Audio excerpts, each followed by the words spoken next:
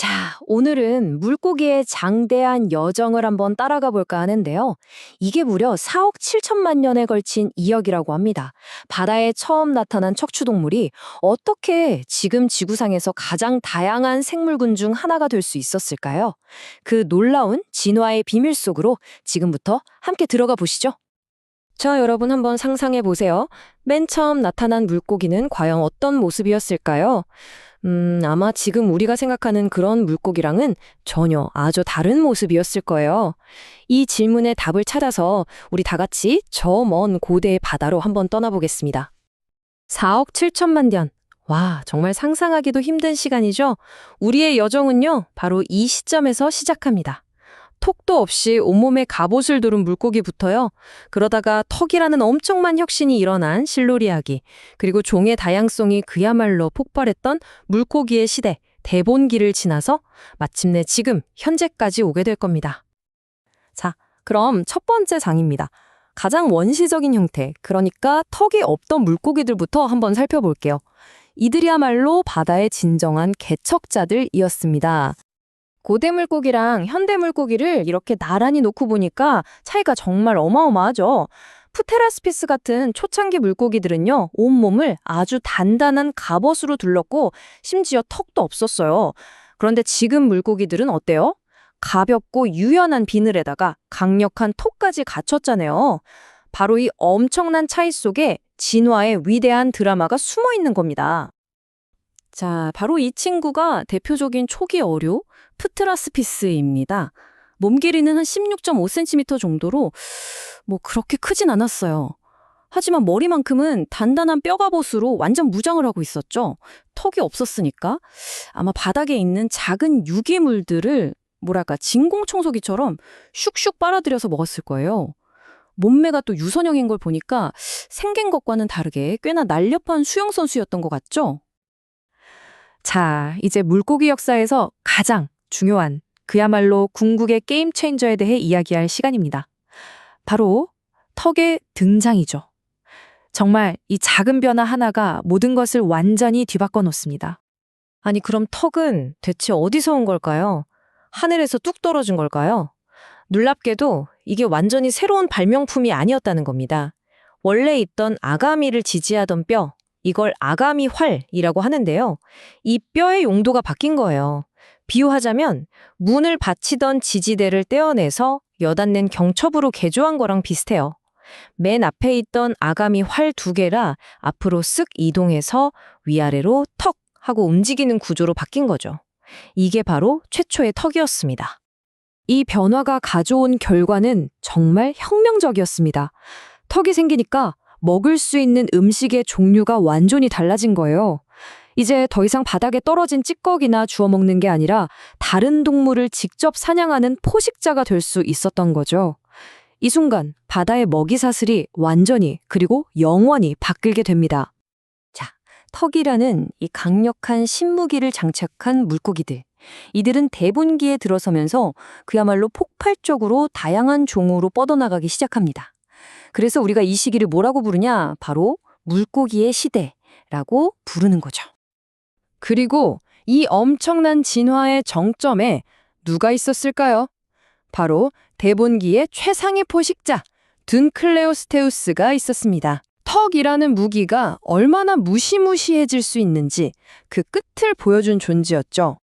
크기가 무려 16피트, 미터로 따지면 거의 5미터에 달합니다. 지금의 대백상어랑 거의 비슷한 크기라고 보시면 돼요. 그런데 더 무서운 건요, 이 둔클레오스테우스한테는 우리가 생각하는 그런 이빨이 없었다는 거예요. 대신에 머리를 덮고 있던 갑옷의 일부가 면도날처럼 날카로운 뼈판 형태로 자라난 거죠. 이 끔찍한 뼈 이빨로 당시 바다에 있던 건 뭐든, 심지어 상어까지도 그냥 싹둑 잘라버리는 그런 무자비한 사냥꾼이었습니다. 자, 이렇게 대본기를 지나면서 물고기들은 아주 중요한 갈림길에 서게 됩니다. 크게 2갈래로 나뉘어서 각자의 길을 가게 된 거죠. 이게 바로 오늘날 우리가 알고 있는 2개의 주요 물고기 그룹의 시작이었습니다. 이 2그룹은 생존 전략이 완전히 달랐어요. 한쪽은 상어나 가오리처럼 가볍고 유연한 연골을 뼈대로 선택했습니다. 반면에 다른 쪽은 송어나 참치처럼 단단하고 견고한 경골, 즉 진짜 뼈를 택했죠. 보시다시피 골격뿐만 아니라 아가미 구조, 심지어 물에 뜨는 강식까지 모든 게 달랐습니다. 말 그대로 성공을 향한 서로 다른 길을 선택한 거예요. 그럼 먼저 연골을 선택한 친구들, 이 연골어류의 독특한 생존 전략부터 한번 자세히 들여다볼까요? 이들의 키워드는 속도와 감각이었습니다.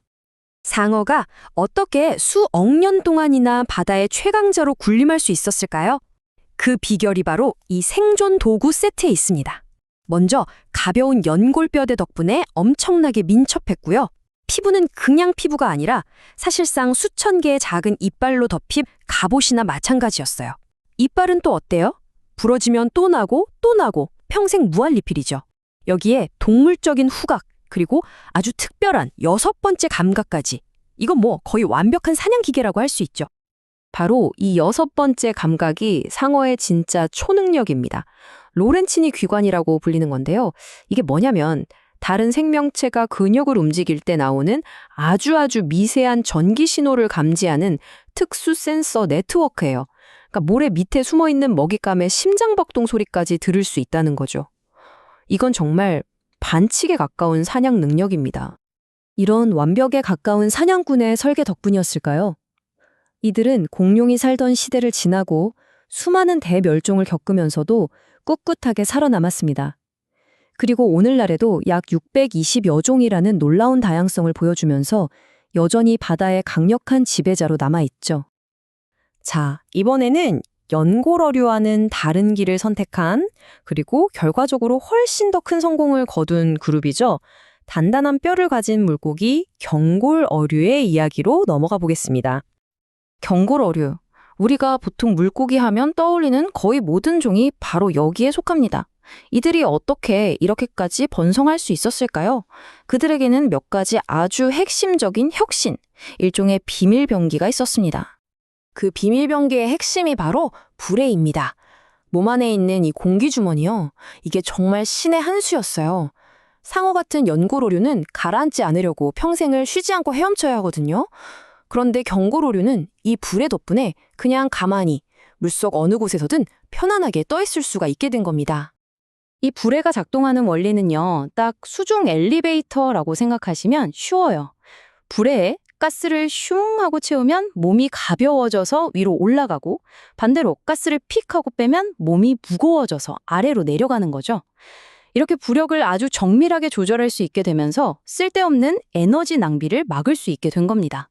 엄청난 혁신이죠. 이렇게 아낀 에너지를 어디에 썼을까요? 바로 번식이나 먹이 찾기 같은 더 중요한 일에 쓸 수 있게 된 거죠. 여기에다가 튼튼한 뼈대, 그리고 아주 정교하게 움직이는 지느러미까지 더해지니까 경골어류는 그야말로 못 갈 곳이 없었습니다. 강, 호수, 깊은 바다, 지구상의 거의 모든 물 환경을 정복하게 된 겁니다. 자, 그렇다면 이 기나긴 4억 7천만 년에 걸친 진화의 대장정, 그 최종 경과는 어땠을까요? 바로 이 숫자가 모든 걸 말해줍니다. 2만 5천. 이게 바로 오늘날 지구상에 살고 있는 경고어류의 종수입니다. 전 세계 모든 척추동물의 거의 절반에 달하는 어마어마한 숫자예요. 턱도 없던 갑옷 입은 개척자에서 시작했던 이야기가 마침내 행성 전체를 지배하는 승리자의 이야기로 끝을 맺는 순간입니다. 갑옷을 입고 턱도 없던 최초의 물고기에서 시작해서 오늘날 바다를 가득 채운 이 놀라운 다양성에 이르기까지, 물고기의 이야기는 작은 혁신이 어떻게 생명의 가능성을 폭발시키는지를 보여주는 정말 위대한 서사시가 아닐까 싶습니다. 그렇다면 이들의 이야기, 그 다음 챕터는 과연 어떤 모습일까요? 한번 상상해 보시죠.